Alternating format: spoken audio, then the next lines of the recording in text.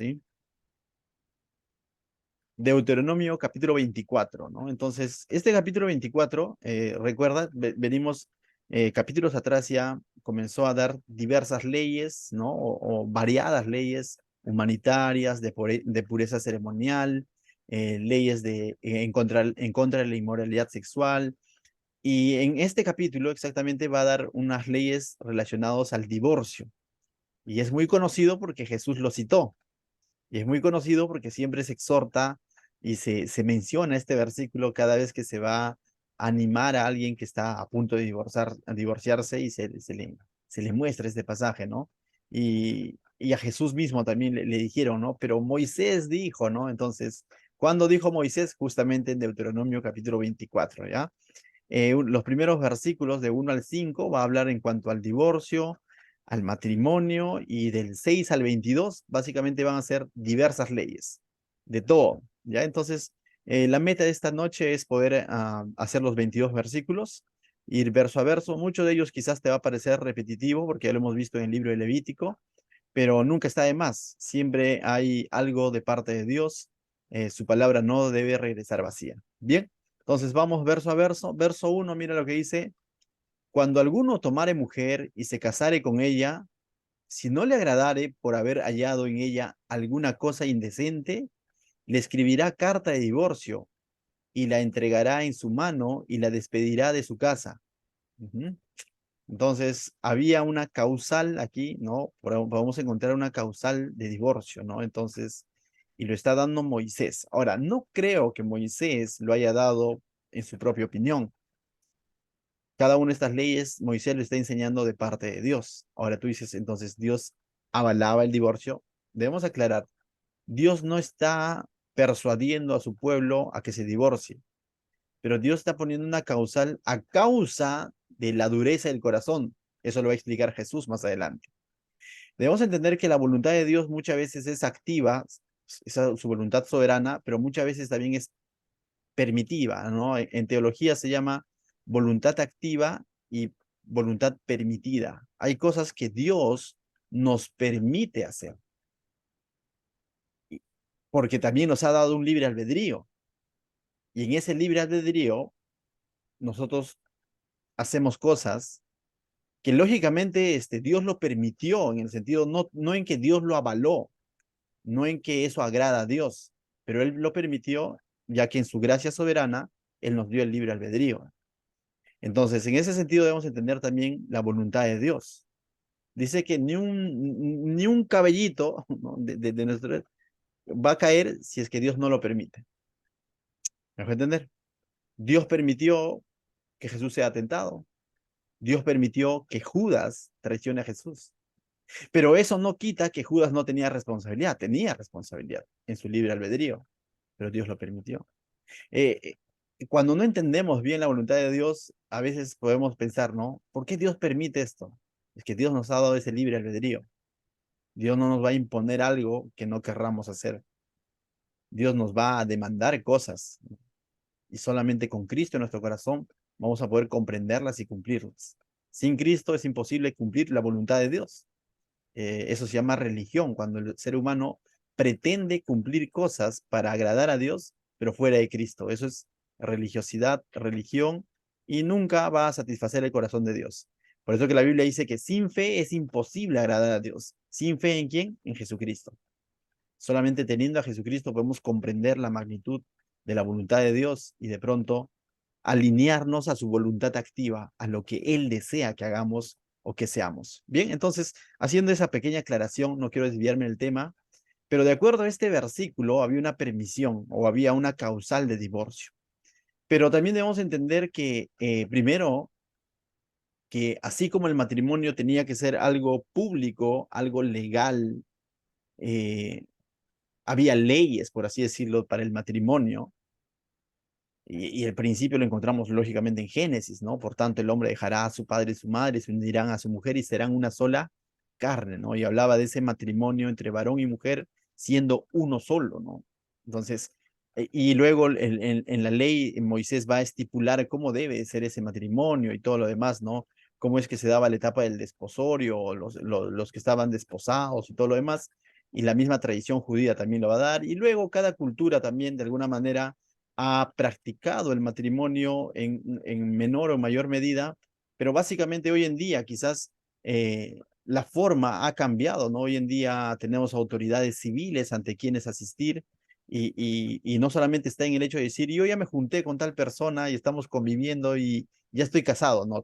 Que tenemos que ceñirnos a las leyes que hoy en día nos gobierna. Recordemos que incluso los gobernantes Dios lo ha permitido y nos demanda honrar a nuestros gobernantes o a nuestras autoridades, ¿no? Y si lo han estipulado así en nuestro país como matrimonio civil y esto es legal y esto no es legal, bien, nosotros entonces somos llamados también a honrar ese matrimonio.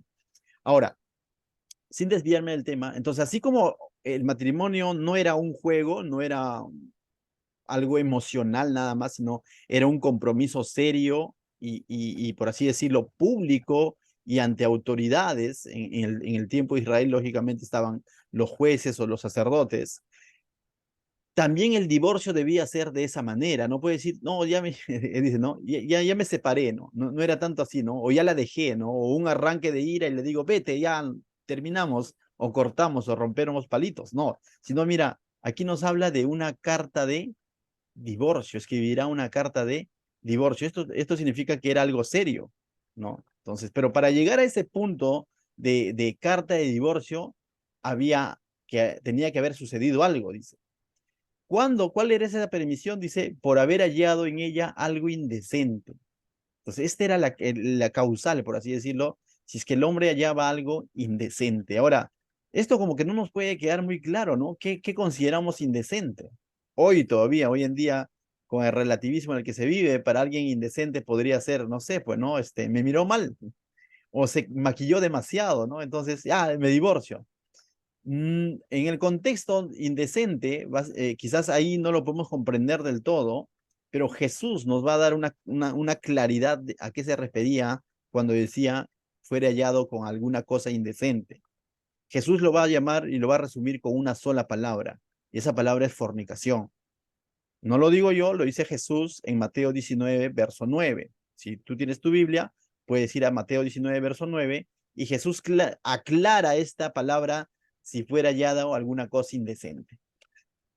Previo a esto, a que Jesús aclare esto, también sabemos que por la tradición judía, esta palabra, haber sido hallado en alguna cosa indecente, fue distorsionado, porque algunos rabinos judíos incluso enseñaban que si les, ponte, ¿no? Si a la esposa se le quemaba el arroz, de pronto el esposo como que se hartaba, ¿no? Estoy harto, hasta ahorita no se aprendía a cocinar, por lo tanto, carta de divorcio. Habían llegado a esa ridiculez de malinterpretar la palabra indecente, ¿no? O sea, eh, hacer interpretaciones como esa, ¿no? Entonces, eso se conoce por el lado de la tradición, ¿no? Entonces, ya que a través de esa tradición ellos tenían un libro paralelo a la Torá, paralelo al Antiguo Testamento, por así decirlo, que era un libro básicamente de interpretaciones de las leyes, se le conoce como la Mishnah, ¿no? Y ahí ellos estipulaban, por así decirlo, los detalles, cómo aplicar cada una de estas leyes, ¿no? Ahí cuántas millas debes de caminar, cuánto de peso debes de cargar, cuántas veces te tienes que lavar la mano. Cada una de las leyes que hemos visto en Levítico, ahí en la Mishnah, ellos de pronto, o más adelante conocido también como el Talmud, ellos estipulaban, era como el código civil, ¿no? Tenemos una constitución y un código civil como que te estipula las cosas particulares de esos principios que están en la constitución. Algo así sucedía, ¿no? Y en ese libro de sus tradiciones justamente estipulaban de que si de pronto a la mujer no cocinaba bien, el hombre tenía esa libertad de decir, te doy carta de divorcio, ni más, vete a la casa, ¿no? Jesús va a traernos un mejor panorama y va a dar una mejor interpretación a esta alguna cosa indecente. Mira lo que dice Jesús en Mateo 19, verso 9. Él dijo que cualquiera que repudiaba a la mujer, dijo, salvo por causa de fornicación. Entonces, dice, no lo tengo aquí, Mateo 19, un ratito, o alguien lo tiene. Si alguien lo tiene, perfecto.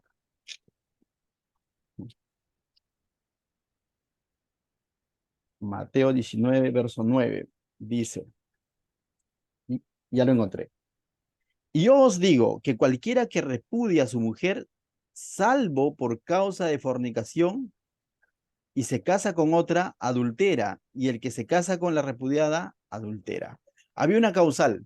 ¿Por causa de qué? De fornicación.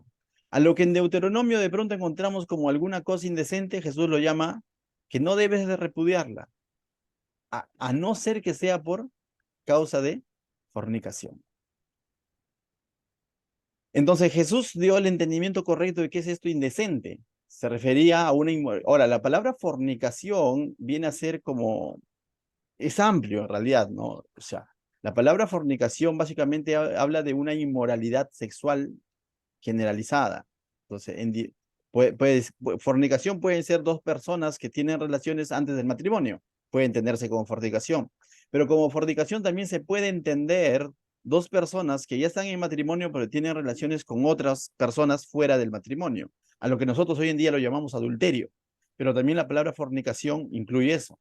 La palabra fornicación también incluye el tema de la pornografía, por así decirlo, ¿no? Entonces, la palabra fornicación en realidad es mucho más amplia, no solamente se reduce a relaciones sexuales antes del matrimonio. Entonces, Jesús dijo, ¿no? Que por esa causal de pronto podía darse o así lo había estipulado Moisés, ¿no? De que se podía dar carta de divorcio en el caso de fornicación, en todo caso. A lo que Deuteronomio dice por alguna cosa indecente. Entonces ya entendemos qué cosa indecente es. Básicamente era por una inmoralidad sexual, ¿no? Entonces, comúnmente o por lo general era adulterio. Por lo general era adulterio. Pero aún así, el hombre no estaba obligado a dar esta carta de divorcio, sino como que tenía esa permisión de hacerlo, o ese derecho, si queremos decirlo, o esa oportunidad de hacerlo, pero si él no quería y él quería de pronto perdonar esa infidelidad, podía hacerlo. No es que estaba obligado, que sí o sí se tiene que divorciar, debemos entender también eso. Ya que esta ley, de alguna manera, esta ley que se está permitiendo aquí, que se está poniendo, no está de pronto alentando al divorcio, sino está poniendo bien restricciones al divorcio, ¿no? Entonces, por eso que si volvemos a leer en Deuteronomio capítulo 24, verso 1, si tú ves ahí, dice, ¿no? Si no le agradare por haber hallado en ella, si a él no le agradare, lógicamente a quién le va a agradar, ¿no? O sea, pero si de pronto no era capaz de perdonarle, Jesús en Mateo 19, en el verso 8, dice, ¿no? Que es por la dureza de vuestro corazón, ¿no? Entonces, Jesús lo reduce a eso, ¿no? Dice, por la dureza de vuestro corazón, Moisés permitió repudiar a vuestra mujer, dice, ¿no? Mas en el principio no fue así. Entonces Jesús también al mismo tiempo está haciendo un análisis y dice, ¿no? Por la dureza del corazón. Pero ahora a veces cuando nosotros decimos cuando dureza el corazón, a veces solo miramos al que fue de pronto, eh, al que fue, por así decirlo, traicionado, ¿no? A quien le han sido infiel. Lógicamente, es difícil perdonar algo así, probablemente, ¿no? O sea, nunca me ha pasado, ni nos va a pasar, pero es difícil, pero también había dureza en el corazón de esa mujer que lo engañó. Entonces, en otras palabras, por la dureza, por el necio corazón del hombre, es que terminó dándose esa ley, ¿no? Entonces, pero Jesús nos lleva un poco más allá en Mateo 19, verso 8, dice, mas en el principio no fue así. Mas cuando Dios estableció el matrimonio, no fue pensando en divorcio. Mas cuando Dios estableció el matrimonio, no fue pensando en eso. Entonces, muchas veces el ser humano se coge de esta ley y dice, entonces sí, me puedo divorciar. Primero vemos de que esta ley, uno, de que no se daba a la ligera, no estabas obligado a divorciarte, sino que era por la dureza o por la falta de perdón. Ahora, lo otro de que no era tan sencillo como decir, ya te dejo, sino que tenía que ser algo público. Entonces, tenía que emitir una carta de divorcio en el contexto, en nuestro contexto, definitivamente, si se llegara a ese punto, no puede decir solamente, ya nos separamos, pues no, listo, sino que tiene que haber algo legal, ¿no? Así como el matrimonio fue público y legal, el divorcio también es público y es legal, ¿no? Legal en el sentido civil, ¿no? Pero recordemos nuevamente, pero no es que eso sea de acuerdo a la voluntad de Dios, no es que Dios avale eso, no es que eso agrade a Dios. ¿Me dejo entender? Entonces, pasamos al siguiente punto, versos 2 al 14, ¿no? Y dice, y a la salida de su casa podrá ir a casarse con otro hombre. Entonces, esta mujer podía ir a casarse con otro hombre, ¿no? Ha sido repudiada, ¿no? A causa de una cosa indecente, dice, y tenía esa posibilidad de rehacer su vida, por así decirlo, pero si dice, pero si la aborreciere este último y la escribiere carta de divorcio, es decir, si pasare lo mismo con su segundo matrimonio, por así decirlo, dice, y se la entregare en su mano, lógicamente le hace público de que se está divorciando, y la despidiere de su casa, o si hubiere muerto el postrer hombre que la tomó por mujer, dice, no podrá su primer marido que la despidió volverla a tomar para que sea su mujer. Dice, después que fue envelecida, porque es abominación delante de Jehová, y dice, y no has de pervertir la tierra que Jehová tu Dios te da por heredad. Y aquí hay algo interesante, ¿no? Esta mujer de alguna manera tenía la oportunidad de rehacer su vida, pero tenía que pensarlo bien. Si el primero le dio carta de divorcio por su indecencia, por su inmoralidad, y esta ley básicamente es preventiva, ¿no? O sea, no tanto te alienta a decir, oye, es como que de pronto, ¿no? A veces el ser humano quiere ir al caminar al filo de las reglas, ¿no? Y si es así, vamos a terminar cayéndonos, ¿no? O sea, esta ley lo que le está diciendo a la mujer, mira la magnitud, ¿no? Has tenido una primera oportunidad, has sido repudiada. Ahora, en el contexto, la mujer dependía netamente del varón. En el contexto, el varón era el que ejercía el trabajo, era el que de alguna manera era contado en la sociedad, no solo en Israel, sino en distintas culturas. El varón era contado en la sociedad. Cuando contaban las familias, contaban a los varones, cabezas de hogar, y la mujer de alguna manera no es que hoy, como hoy en día, tenía un empleo, tenía cómo desarrollarse o cómo empoderarse, por así decirlo, ¿no? En el contexto, esta mujer, para haber sido infiel o indecente con su marido, de alguna manera no ha reparado en cada una de esas consecuencias de quedarse desamparada. Ahora tiene la oportunidad de rehacer su vida con otro hombre y tampoco repara en ello, ¿no? Entonces lo que le está diciendo la ley es de que ten cuidado porque no vas a poder volver con el primero. Y ten cuidado porque si muriere este segundo marido, también poco vas a poder volver con el primero. En otras palabras, te vas a quedar desamparada.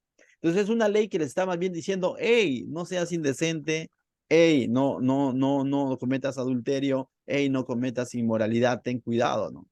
Por eso que el verso 4 termina diciendo, porque es abominación delante de Jehová y no has de pervertir la tierra de Jehová tu Dios te da por heredad. Básicamente es una ley preventiva, es una ley para que no ocurra esto, para que no lleguen a estos límites, para que no haya inmoralidad, para que no haya indecencia, por ende para que no haya divorcio.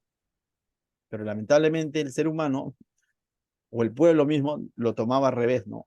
Lo toma como hasta cuándo, hasta cuánto puedo llegar. Es como que de pronto, ¿no? Nos ponen los límites de velocidad. Te das cuenta que los letreros, cuando uno maneja, bueno, te ponen límites de velocidad como diciendo velocidad máxima 80. No te están diciendo que vayas a 80, porque un descuido vas a estar en 81 y vas a romperle las reglas. Lo que están diciéndote, ten cuidado de ir a 80, ve a 60, pues. ¿Me dejó entender? Entonces, esta ley es más que todo preventiva y al mismo tiempo está previniendo de que se pervierta el pueblo de Dios. Ya que en otras culturas, nuevamente, contexto, en otras culturas el tema del matrimonio era totalmente desvalorado, ¿no? Es decir, en las culturas cananeas, un hombre podía tener varias mujeres, por ejemplo. Es más, eso va a terminar influenciando muchas veces más adelante, incluso en los reyes de Israel. Por eso que vamos a ver a un Salomón, hombre sabio, luego teniendo concubinas, ¿no? Entonces, justamente porque la cultura que los rodeaba pudo más, por así decirlo, y el hombre de Israel no fue consciente de estas leyes, ¿no? Mucho menos del principio que Dios había establecido en Génesis, donde el hombre se unirá a su mujer y serán una sola carne, ¿no? Entonces, bien, seguimos. Ahora, verso 5 dice, esta es una ley que honra el matrimonio. Es interesante, mira, hemos visto las leyes de alguna manera para prevenir de que se llegue al divorcio, ¿no? Hemos visto una ley donde se está diciendo, ten cuidado con esto, ten cuidado con la indecencia, ten cuidado con el adulterio, porque vas a acarrear consecuencias trágicas, por así decirlo, vas a quedar desamparado, desamparada, ¿no? Pero esta ley ya es va por el lado positivo, porque mira lo que dice. Cuando alguno fuere recién casado, ¿no? Entonces, a lo que lo llaman normalmente luna de miel, ¿no? Recién casaditos, sin hijos, que los moleste y todo lo demás. ¿Qué hacen hoy en día los matrimonios recién casados? Se van de viaje, no sé, pues, ¿no? Luna de miel, 5 días, 10 días, otros se van un mes, otros se van fuera del país. Normalmente tratan de pasar ese tiempo juntos, ¿no? En otras palabras, para conocerse de una manera más íntima en todos los sentidos, pero no en el sentido de conocerse para decir si vamos a seguir, sino para conocerse y hacer esa química totalmente. Y luego con el tiempo vienen los hijos y van a estar de alguna manera, han disfrutado los primeros años de su matrimonio, primeros meses de su matrimonio, pero lamentablemente también hoy en día a veces esas cosas se dan al revés, ¿no? Entonces, y de pronto ya no hay un disfrute del matrimonio, ¿no? Entonces, pero acá mira cómo Dios da esta ley para que salvaguardar, para honrar el matrimonio. Dice, cuando alguno fuere recién casado, no saldrá a la guerra, ni en ninguna cosa se le ocupará. Libre estará en su casa por un año para alegrar a su mujer que tomó. ¿Te das cuenta? O sea, el varón que recién estaba casado, normalmente cierta edad, y ellos iban a estar en constantes batallas. En otras palabras, el varón que recién estaba casado no iba a hacer servicio militar, no iba a ir a la guerra. Uno, porque dice, está ahí en el texto, ¿no? Libre estará en su casa por un año para alegrar a su mujer que tomó. Entonces, para conocerse bien, conocer bien su hogar, establecer bien sus prioridades, qué sé yo, ¿no? Alegrar a su mujer en el sentido de honrarla, ¿no? Pasar tiempo con ella. Imagínate, recién te casas y te mandan a la guerra. No tiene sentido, ¿no? Eso por un lado, y por otro lado también debemos entender que estas leyes salvaguardan mucho a la familia. Era normal, debe ser normal también que un matrimonio luego apunte a tener hijos, ¿no? ¿Te imaginas recién casados? Y vuelvo a repetir, cuando estaban recién casados, de alguna manera, por la cultura, esta mujer de pronto salía de su hogar, este varón pagaba una dote al padre de esta mujer, y ahora esta mujer básicamente estaba bajo la responsabilidad del esposo, bajo el cuidado del esposo.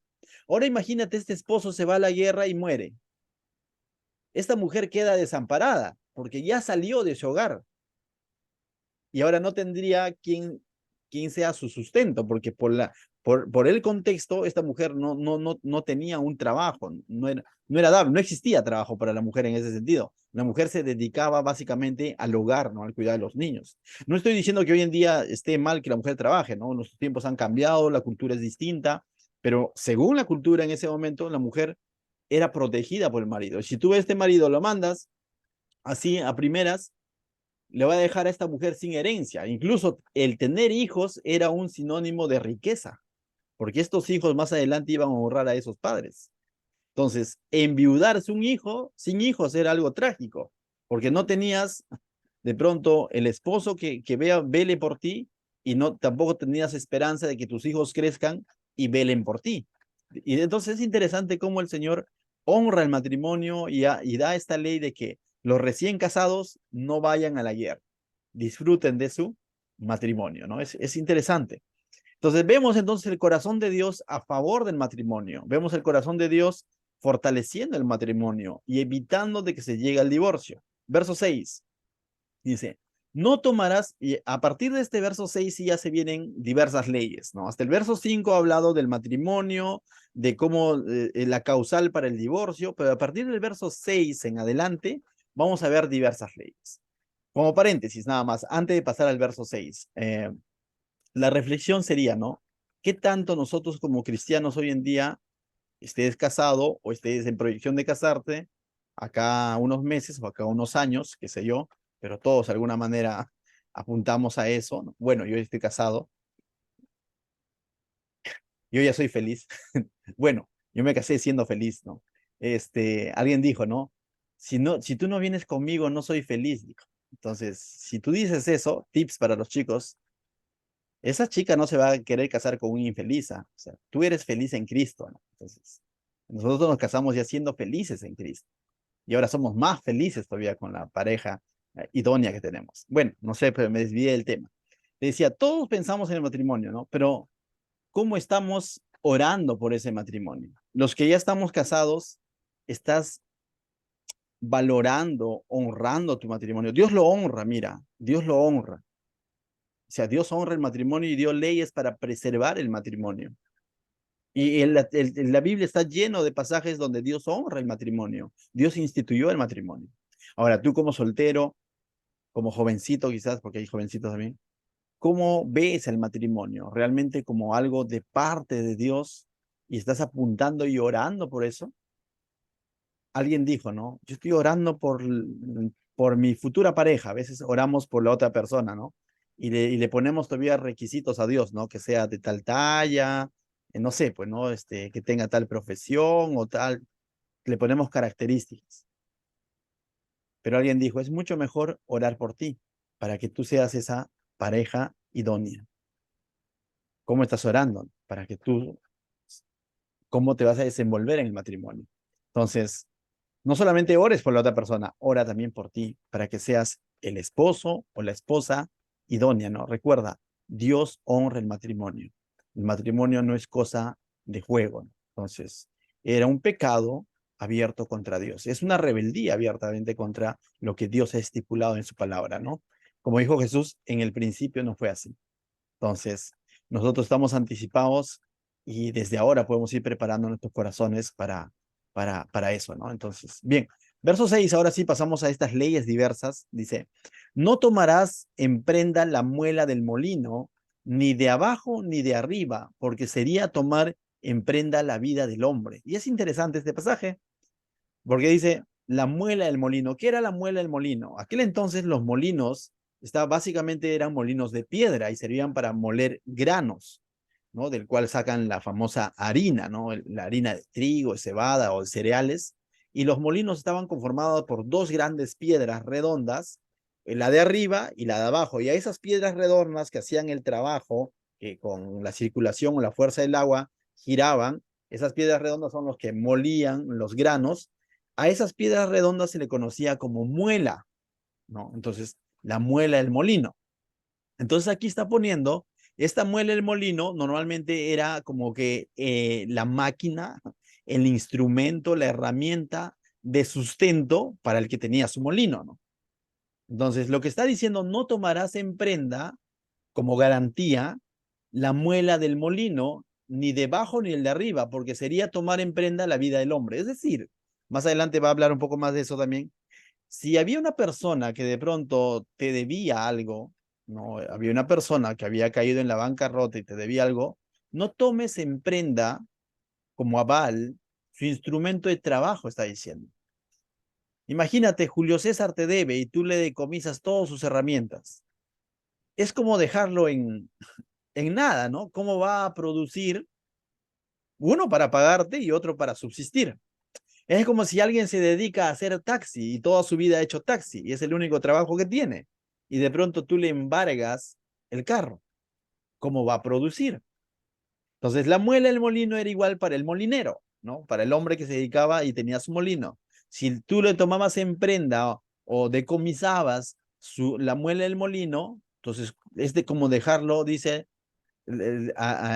dice, sería como tomar en prenda la vida del hombre, ¿no? Es dejarlo prácticamente en nada, ¿no? Entonces, esta ley básicamente nos advierte a no aprovecharnos de los tiempos difíciles de una persona que está en gran necesidad, ¿no? Y estaba advirtiendo al pueblo, y en otras palabras, de otra manera estaba diciendo, sé solidario, sé comprensivo con aquel que de pronto probablemente te debe, te tenga la única manera de tomar en prenda era porque el otro te tenía una deuda, ¿no? Entonces, del mundo se puede esperar mucho, ¿no? Embargos, voy, te quito, te tronqueo la casa, te saco, todas tus cosas del mundo, ¿no? Pero como cristianos nosotros debemos tener bastante sabiduría al momento de cobrar nuestras deudas, ¿no? Es más, el primer filtro es tener bastante sabiduría al momento de prestar, ¿no? Eh, hay que tener en claro eso, ¿no? Primero la sabiduría viene en el momento de prestar. Lo otro, incluso en el momento de cobrar, ¿no? Entonces, entender eso, ¿no? Entonces, no sobrepasar esa línea, esos límites de aprovecharnos de la necesidad del otro, ¿no? Es como que, me debes, dame tu carro, pues, ¿no? Y lo dejo en nada. Ha pasado ese tipo de cosas, ¿no? Donde hay personas que han quedado en la bancarrota porque su acreedor vino y le quitó su instrumento de trabajo. Entonces esa persona simplemente quedó en nada, ¿no? Estamos hablando de personas que no tienen principios bíblicos, ¿no? Nosotros tenemos principios bíblicos y debemos tener cuidado de eso. Verso 7 dice, aquí va a hablar sobre el castigo por el secuestro, ¿no? Mira cómo se castigaba el secuestro, o cómo es que Dios estipuló que se castigue el secuestro. Cuando fuere hallado alguno que hubiere hurtado a uno de sus hermanos, a uno de sus hermanos, los hijos de Israel, y le hubiere esclavizado o le hubiere vendido, es decir, no le ha robado su billetera, sino le ha robado al individuo mismo, ¿me entiendes? O sea, a la misma persona eso se llama secuestro, ¿no? A él mismo. Y no es que lo ha secuestrado y ahora ha hecho la llamada diciendo, pido recompensa. Aquel entonces no existía esa modalidad. Lo que básicamente existía era que te llevaban, te robaban y te vendían o te usaban como esclavo, ¿no? Entonces, no era normal en Israel, ¿ya? Porque la esclavitud incluso estaba legislada, pero era normal en los pueblos paganos, ¿no? ¿Te acuerdas quizás de José y sus hermanos? ¿Se acuerdan? ¿No? O sea, justamente eso pasó con José, donde fue de alguna manera vendido como esclavo, ¿no? O sea, técnicamente podríamos decir robado, José fue robado por sus propios hermanos, fue robado a quién, a su padre Jacob, por sus propios hermanos y lo vendieron, ¿no? Y luego le dijeron, no sé qué habrá pasado, ¿no? Alguna bestia del campo se lo habrá comido, pero era un tipo de robo, ¿no? Entonces, y lo vendieron, sacaron provecho de él, ¿no? Entonces, algo así está anticipando, dice, ¿qué iba a pasar con esa persona si de pronto robaba a su hermano, lo esclavizaba y luego lo vendía a otros extranjeros? ¿Qué hubiese pasado? Dice, morirá el tal ladrón y quitarás el mal de en medio de ti. Nuevamente, es una ley preventiva. Es una ley que está diciendo, no hagas esto porque vas a morir. Y va a morir por lo que ha hecho y para que no suceda más eso, ¿no? Porque cuando dice, y quitarás el mal de ti, va a quitar a ese individuo que de pronto ha secuestrado y vendido a su hermano, pero también de alguna manera está quitando la maldad del pueblo para que no se vuelva a repetir cosa así. Entonces, esta ley como que es aleccionadora, ¿no? Como está diciendo, tenga cuidado con hacer esto, ¿no? Entonces, ese crimen de secuestro para Dios era realmente serio, ¿no? Entonces, tanto así que está ordenando la pena de muerte, ¿no? Para ese tipo de... Y bueno, de esa manera Dios está quitando el mal de en medio de su pueblo. Está evitando que existan secuestradores, por así decirlo. Del verso 8 al 9 va a haber un mandato eh, para actuar, cómo actuar rápidamente cuando de pronto se detectaba alguien con lepra. De eso hablábamos también un poco en Levítico, puedes ampliarlo más en Levítico capítulo 13, verso 14, 13 y capítulo 14, ahí da todas las instrucciones, ¿no? Pero aquí también nos toca eso, mira. 8 y 9 dice, en cuanto a la plaga de la lepra, ten cuidado de observar diligentemente, hacer según todo lo que enseñaren los sacerdotes levitas. ¿Dónde está? En Levíticos, ya. Ahí está todo lo que enseñaron. Según yo les he mandado. ¿Dónde les mandó? En Levítico, ¿no? Así cuidaréis de hacerles.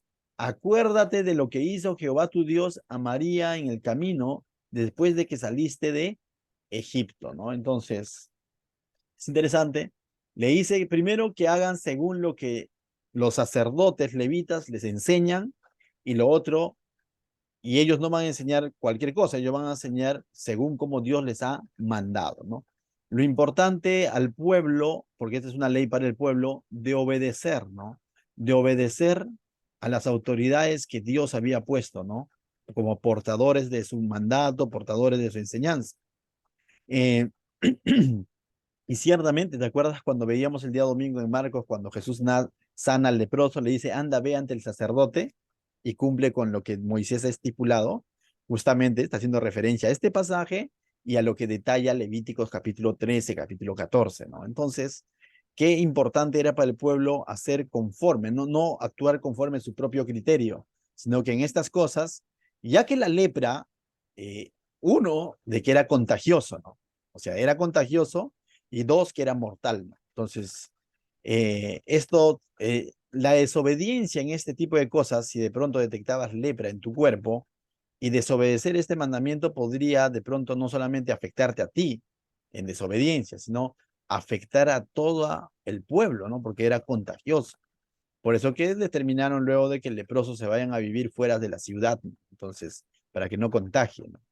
Entonces, qué importante es hoy en día, a modo de aplicación, el Señor también instruye cosas en cuanto, por ejemplo, al pecado. Qué importante es no ocultar nuestro pecado, sino que confesarlo. ¿Ante quién? Ante el Señor, definitivamente, ¿no? Acudir a Él en arrepentimiento y confesarlo. Pero si yo detecto que no puedo luchar con ese pecado que de pronto me está gobernando, que de pronto me está haciendo caer constantemente en lo mismo, con esa situación, con esa tentación que me viene cada vez más seguido, qué importante entonces es acudir a alguien de parte de Dios, ¿no? A pedir ayuda, porque ese de parte de Dios me va a enseñar lo que la Biblia dice para cómo saber yo luchar con tal o cual pecado, ¿me dejo entender? No en el sentido de que voy a ir a confesar mis pecados y esa persona es el que me va a perdonar, no. En la confesión de pecados es ante el Señor, pero también la Biblia en distintos pasajes nos insta a que nos edifiquemos unos a otros, a que nos exhortemos unos a otros, a que nos redarguyemos unos a otros. Y para eso está dando la palabra.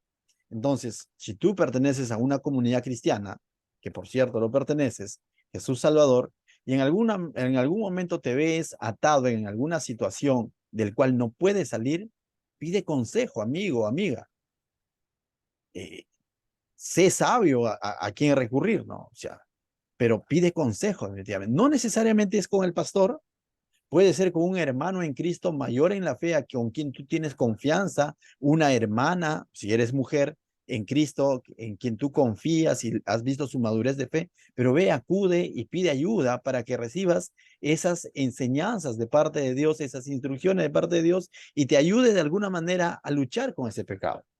Hay pecados, por ejemplo, y quizás me animo a decirlo, como por ejemplo el tema de la pornografía, que muchos jóvenes se ven atados a eso. Y esto o sea, definitivamente Dios puede hacer muchas cosas, puede transformar en un chasquido a esa persona y quitarle ese pecado. Pero muchas veces esas personas necesitan un tiempo de acompañamiento por alguien, lógicamente, de su mismo sexo, por alguien mucho más maduro que ellos, pero que les ayude a salir de esa situación. Pero si esa persona no lo cuenta, lo guarda y lo guarda, toda su vida va a estar luchando con lo mismo y lo mismo y lo mismo. ¿Me dejo entender? Entonces, eso como aplicación esta noche, ¿no? Entonces, qué importante es acudir a aquellas personas a quien Dios ha puesto a mi alrededor como consejeros, como los que me van a enseñar de parte de Dios o lo que Dios dice en su palabra, ¿no? Para poder de pronto combatir cierto tipo de pecado, ¿no? Entonces, bien. Hay otros pecados en el que confiesa y pa'lante, ¿no? Pero hay pecados que te pueden atar, como la lepra en este caso, que era un simbolismo de pecado también por otro lado, ¿no? La lepra no tenía cura, ¿no? Entonces, y era contagioso, ¿no? Entonces, bien, verso 10 al 13, vamos a ver cómo manejar una prenda correctamente. ¿Quieres manejar una prenda correctamente? Vamos a leer el texto, dice. Cuando entregares a tu prójimo alguna cosa prestada, no entrarás en su casa para tomarle prenda. Vuelvo a repetir, ¿no? Tomarle prenda básicamente era sacar como que esa garantía, ¿no? Me debes, me llevo esto, ¿no? Básicamente era eso, ¿no? O sea, me estás debiendo, ¿no? Me llevo esto como garantía, ¿no? Como que estoy decomisándote eso hasta que me pagues, ¿no? Entonces, dice, te quedarás afuera y el hombre a quien prestaste te sacará la prenda. Es decir, ciertamente aquí la Biblia nos está hablando de que había una deuda, ¿no? Una deuda que comenzó con un préstamo y te das cuenta que no está diciendo está mal que hayas prestado, sino le está diciendo cómo actuar ante alguien que no ha podido pagar el préstamo. No está diciendo que está mal que prestes. Y también ha aclarado en pasajes, capítulos atrás, de que cuando se trata de necesidades básicas para el sustento, no le pidas intereses, ¿no? Entonces, había ahí esas excepciones, ¿no? De que cuando tú prestas, no le apliques intereses si de pronto es para su sustento, ¿no? No te aproveches de la situación. Igual acá en este pasaje, básicamente lo que nos muestra es de que debe respetarse de todas maneras la dignidad del pobre, ¿no? Porque si se está entendiendo que esa persona que sacó un préstamo no tiene cómo pagarlo, y tú vas y le dices, oye, me tienes que dar algo, tu prenda, para poder, una prenda o una garantía, ¿no? Porque me estás debiendo, me está diciendo, no te metas tú a su casa a sacarlo, sino que esa persona ingrese a su casa y ella misma sea la que saca y te lo entregan. Hoy en día, ¿qué es lo que hacen? Ah, yo voy y le tronqueo, lo llevo un par de matones, dicen, ¿no? Lamentablemente, bueno, el mundo piensa así. Como cristianos no podemos caer en eso, no podemos caer en eso, en ese tipo de recursos, ¿no? No va, no creo que agradaría a Dios diciendo, qué bien llevaste un par de matones, diría el Señor. Aplausos, no te va a decir, no, definitivamente. 12. Y si el hombre fuere pobre, no te acostarás reteniendo aún su prenda. Mira, si falta, le devolverás la prenda cuando dice, sin falta, le devolverás la prenda cuando el sol se ponga, para que pueda dormir en su ropa y te bendiga, y te será justicia delante de Jehová, tu Dios. La persona era tan pobre que te ha dado su propio abrigo, como prenda, como garantía, ¿no? Como aval del préstamo. Es tan pobre, mira, que ha llegado a dar su propio abrigo. ¿Y qué está diciendo Dios? No devuélvele esa prenda antes que caiga el sol, ¿no? Es decir, antes que anochezca, porque esa persona no va a tener con qué dormir, con qué abrigarse durante la noche. Lógicamente, lo que está hablando básicamente es de que ten misericordia de esa persona que de pronto te sacó un préstamo y no tiene cómo pagar. No ha dicho perdónale la deuda, eso está en ti, si tú quieres le perdonas, no, o sea, aplicando a nuestros tiempos, ¿no? Lógicamente, los principios deben de quedar. Esto fue dado para un contexto, pero aplicando a nuestros tiempos, el principio que debemos rescatar es ser comprensivos, ser tolerantes, tener misericordia. Porque finalmente esas características que yo muestro de tolerancia, de comprensión y de misericordia, no tanto es por la otra persona, sino es porque Dios así está esperando que yo sea. ¿Me dejó entender? No tanto debe estar basada en la otra persona, sino en que Dios está esperando que yo sea misericordioso, que sea tolerante, que sea solidario. Entonces no puedo llegar a los términos a los que llega el mundo. El pueblo de Israel, los judíos, a pesar de todas estas leyes que les está diciendo y les está mostrando de que ellos tienen que actuar con tolerancia, con comprensión, con misericordia y que no despojen al pobre de su abrigo y lo dejen pasar la noche de frío y todo lo demás, más adelante van a terminar cometiendo estos actos. Por eso que Dios va a usar a un profeta llamado Amós, ya, quien les va a exhortar, ¿no? Los va a exhortar. Y eso lo veremos cuando estudiemos Amós, ¿correcto? Pero va a exhortar a muchos que estaban rompiendo esta ley. Verso 14 dice, es un mandato de pagar a los siervos o a los obreros, ¿no? A sus trabajadores, en otras palabras, ¿no? Mira lo que dice, no oprimirás al jornalero pobre y menesteroso. O sea, dentro de tus trabajadores puede ser que tienes jornaleros que eran pobres y habían llegado a la pobreza y eran menesterosos. Mira, ya sea de tus hermanos o de los extranjeros que habitan en tu tierra dentro de tus ciudades. Es interesante. Este jornalero, este trabajador, podía ser de tu pueblo, podía ser del pueblo de Israel o también podría ser extranjero. Su condición era pobre y era menesteroso y tú le has dado un trabajo. Ah, como no tienes a dónde ir, ya pues ganancia, ¿no? Te pago menos. No podía haber eso en el pueblo de Israel. No debía pensar así. Le dice, no oprimirás al jornalero. Ah, como no tienes a dónde ir, te maltrato. A ver, vete, pues no, como no tienes a dónde ir. ¿Te das cuenta cómo sucede hoy en día eso? Sí, no. Hoy en día en nuestra sociedad vemos bastante de eso, ¿no? Cuando se detecta que de pronto que alguien no tiene o está necesitado de ese trabajo, viene el maltrato de parte de los jefes, viene el maltrato de parte de los dueños y definitivamente Ese es el mundo. Pero nosotros, como cristianos, yo creo que al igual que Dios demandaba esto del pueblo de Israel, también lo demandaría hoy en día del creyente, ¿no? Si en algún momento el Señor nos permite tener trabajadores bajo nuestro cargo, ya sea porque de pronto estamos ocupando un cargo en el trabajo, o ya sea porque eres dueño de una empresa, qué sé yo, recuerda bastante esto. No oprimas a los de abajo, no oprimas al necesitado. Muy por lo contrario, mira lo que dice el verso 15. En su día, dice, le darás su jornal, es decir, págale lo que le corresponde y a tiempo, ¿no? Y no se pondrá el sol sin dárselo, dice. O sea, nuevamente, o sea, que no oscurezca, porque esa persona está viviendo del día a día, ¿no? Pues es pobre y con él, dice, y con el sustento su vida, ¿no? Dice, y con él sustenta su vida, o sea, con este jornal que le vas a pagar, sustenta su vida, para que no clame contra ti y sea a ti pecado. Es decir, Dios escucha el clamor de los pobres, Dios escucha el clamor de los menesterosos. Y si yo he sido responsable de ese clamor, me la voy a arreglar con Dios.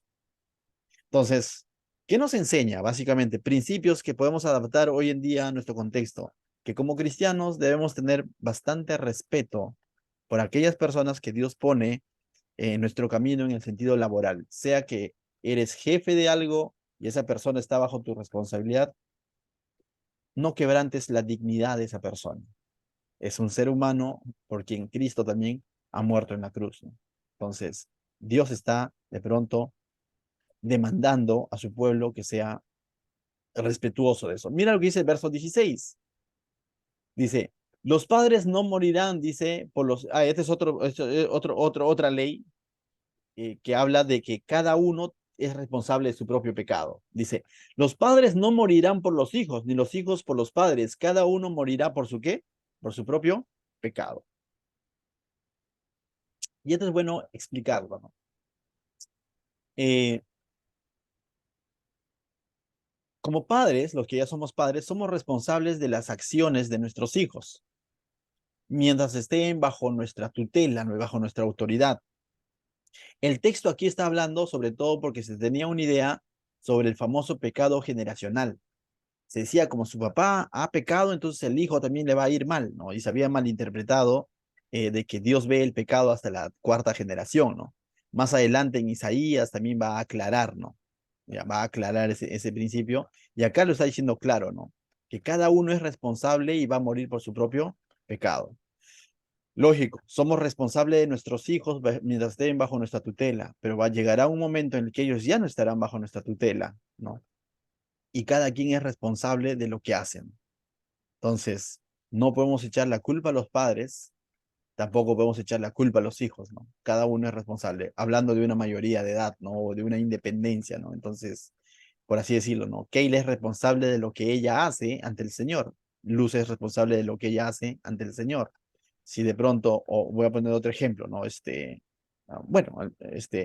de pronto, Kayla hace algo malo, no por eso Dios va a castigar a Luz, o viceversa, ¿no? Entonces, Dios es un Dios justo y dice, cada uno va a hacer por su propio pecado. Pero también digo yo, no porque se me ocurra, pero cada uno de ellos también, si está plasmado en el Nuevo Testamento, en el libro de Romanos, cada uno de ellos también tiene la oportunidad de reconocer su pecado y ser perdonado y justificado por la sangre de Cristo. Seas hijo, seas padre, si tú reconoces tu pecado, Cristo murió por ti. Amén. Versos 17 al 18, vemos otro mandato de ser compasivos y justos. Es como la continuación de los pasajes anteriores y como que el 16 hace un paréntesis, ¿ya? Mira lo que dice el 17 al 18. No torcerás el derecho del extranjero ni del huérfano. Es decir, podría entenderse, ¿no? Que como es extranjero y es huérfano, no tiene a dónde ir. ¿Te acuerdas de los trabajadores, ¿no? Que si era extranjero, menesteroso, como que de pronto me puedo aprovechar de la situación. Y Dios le está diciendo a su pueblo, no hagas lo que otros pueblos hacen. No te aproveches de la situación. No torcerás el derecho. Ellos también tienen un derecho, tienen una dignidad. Lamentablemente el pueblo de Israel olvidó todo esto, ¿no? Porque llegó a un punto en el que ellos pensaban que eran los únicos escogidos de Dios y a los extranjeros, a todos los demás, los veían como carbón para el infierno, ¿no? Gentiles. Pero Dios vemos que aquí está también preservando el derecho de los extranjeros, de los huérfanos. Dice, ni tomarás en prenda la ropa de la viuda. Sí, la viuda también era sinónimo de una persona desamparada, ¿no? Porque no tenía quien vele por ella, sino que te acordarás que fuiste siervo en Egipto y que de ahí te rescató Jehová tu Dios, por tanto yo te mando que hagas esto. Entonces, qué interesante que Dios, para que el pueblo de Israel pueda entender por qué Dios le está diciendo que sea misericordioso, sea compasivo, sea tolerante con el extranjero, con el huérfano, con el menesteroso, con la viuda, le recuerda algo. No, no le va a recordar esto como sacándole en cara, pero le va a recordar algo para que se dé cuenta por qué tiene que ser misericordioso, compasivo y todo lo demás. Es decir, sino que te acordarás que fuiste siervo en Egipto. Y cuando el pueblo de Dios era siervo en Egipto, ¿cómo estaban ellos? Clamando, y Dios escuchó su clamor y por eso los rescató, ¿no? Y estaba establecido que los iba a rescatar, pero la Biblia nos dice que escuchó el clamor de su pueblo. Entonces le está diciendo, mira que cómo estuviste tú en algún momento y eso que te lleve a pensar de cómo tú puedes estar atropellando los derechos del extranjero teniéndolos como esclavo, ¿no? Entonces, recuerda que Dios te rescató. Entonces, el recordar ese hecho haría que el pueblo sea más compasivo y más justo en su trato con los demás. ¿Me va a entender? Y tú dices, bueno, pues a mí no me ha rescatado de Egipto. Sí, no nos ha rescatado de Egipto, nos ha rescatado de algo peor. Cuando de pronto nosotros no somos compasivos, no somos misericordiosos, no somos tolerantes, quizás con aquella persona que de pronto quizás obró mal, o quizás nos debe, o quizás no ha podido pagarnos una cuenta, una deuda. Algo que nos va a ayudar a comprender a esa persona es cuando nosotros veamos la cruz y entendamos lo que Cristo ha hecho por nosotros. Cuando entendamos el perdón de Dios en nuestra vida, vamos a aprender también y nos va a ayudar y nos va a capacitar para poder aprender a perdonar a otros. Cuando entendamos que Dios pagó nuestras deudas del pecado, también nos va a ayudar a poder perdonar a otros que nos han agraviado probablemente. Cuando entendamos que Dios nos sacó del charco de la miseria, también de pronto nosotros vamos a ser más misericordiosos y vamos a ver al prójimo con otros ojos y comprender de alguna manera su situación. Somos llamados a transmitir la misericordia de Dios. Así como Dios ha sido misericordioso con nosotros, somos llamados a ser misericordiosos con los demás. Así no sea creyente, así estos no eran del pueblo de Israel, ellos son llamados a ser compasivos y misericordiosos con ellos. Cuanto más también nosotros. Pero a veces nos olvidamos de eso. La religiosidad muchas veces nos hace olvidar de eso y creemos que de pronto la salvación solo fue para nosotros y de pronto en vez de convertirnos en puentes para que esas personas puedan ver el amor de Dios a través de nosotros, nos convertimos en esos muros religiosos como aquella multitud o esos muros que de pronto atajaban a Zaqueo cuando quería ver a Jesús. Dice, hubo una multitud. Y esta misma multitud cuestionó a Jesús cuando Jesús entró a comer con Zaqueo, símbolo de pecado, ¿no? Y a veces nosotros somos así, ¿no? Cuando somos llamados a ser puentes, a ser como Jesucristo fue. Fue y tocó al leproso. Fue y salvó y sanó, salvó a la mujer samaritana. Fue y sanó a la mujer con flujo de sangre. Fue y perdonó a la mujer adúltera. Entonces, cada vez seamos más como Jesús y cada vez menos como los escribas o religiosos de la época, ¿no? Verso 19 al 22, y con esto terminamos. Va a hablar también nuevamente una ley que tiene que ver es una ley humanitaria que tiene que ver nuevamente con ser compasivo, ser misericordioso. Es dejar cosecha para los pobres. Mira lo que dice. Cuando ciegues tus mies en tu campo y olvides algunas gavillas en el campo, no volverás para recogerla. Será para el extranjero, para el huérfano y para la viuda, para que te bendiga Jehová tu Dios en toda obra de tus manos. Cuando sacudas tus olivos, no recogerás las ramas que hayas dejado tras de ti. Serán para el extranjero, para el huérfano y para la viuda. Es decir, Dios está proveyendo de esta ley para el bienestar de quién? De las personas necesitadas. Le está diciendo básicamente al pueblo, no coseches todo. Aquello que te olvidaste, déjalo ahí, ya cosechaste lo suficiente. Si te olvidaste, es porque alguien más va a venir y va a coger de esos granos, va a coger de esas espigas y va a comer de esas espigas. Más adelante pues, llegaremos a estudiar el libro de Ruth, por ejemplo, donde vamos a ver casos como estos, ¿no? Entonces, está apuntando a que el pueblo de Dios sea misericordioso con los necesitados, ¿no? Sea compasivo con los necesitados, que no acapare todo. Entonces, debían de dejar parte de la cosecha, ¿no? Para que el que venga detrás pueda también ser suplida su necesidad, ¿no? Entonces, bien, verso 21 y 22 dice, dice, vendieres tu viña, no, cuando vendimies tu viña, no rebuscarás tras de ti, será para el extranjero, para el huérfano y para la viuda. Y acuérdate que fuiste siervo en tierra de Egipto, por tanto yo te mando que hagas esto. Nuevamente es una orden, no es una sugerencia de parte del Señor, era una orden. Ahora, yo digo, no es que Dios les está quitando para darle al menesteroso, ¿no? Porque uno podría pensar y decir, ya pues Señor, si quieres bendecirlo a ellos, bendícelos directo. No, no, no. Dios no les está quitando, porque si vemos técnicamente, ¿quién les estaba dando esas tierras era Dios? O sea, y lo que le está diciendo es, te doy todo esto que puedes bañar, pero lo que queda ahí en la rama, queda en el suelo, déjalo. No es que de pronto Dios les está quitando, sino que Dios les está diciendo, de lo que yo te estoy bendiciendo, lo que está cayendo, deja, porque hay otro a quien yo quiero bendecir. ¿Me dejo entender? Entonces, y es por eso que Dios lo pone como una orden, pero al mismo tiempo, más que una orden, Dios quiere que ellos entiendan de dónde Él los ha sacado y para qué los ha sacado. Y que ellos no repitan lo que los egipcios hicieron con ellos. Vuelvo a decir, verso 22 dice, y acuérdate que fuiste siervo en tierra de Egipto, y acuérdate que tu situación económica no era como lo que va a ser en la tierra prometida, en Canaán. Tu condición económica era peor, ¿no? Entonces, en ese sentido de que debemos entender que ellos no merecían nada, pero Dios les está bendiciendo, pero al mismo tiempo les está diciendo, no olviden de ser misericordiosos con el necesitado, ¿no? Lo mismo nos dice hoy en día nosotros, hermanos, en el ámbito espiritual. No merecíamos salvación, no merecíamos ser salvos, no merecíamos ser perdonados, no merecíamos la compasión de Dios, pero Él ha sido compasivo con nosotros, Él ha sido misericordioso con nosotros y nos dice, sean compasivos con su prójimo, sean misericordiosos con los demás, aprendan a perdonar, hagan el bien al prójimo. ¿Qué tal si oramos? Amado Dios, te doy gracias esta noche por tu palabra, por cómo es que tú nos instruyes a través de estas diversas leyes, Señor. Nos hablas a cada uno de nosotros, Señor.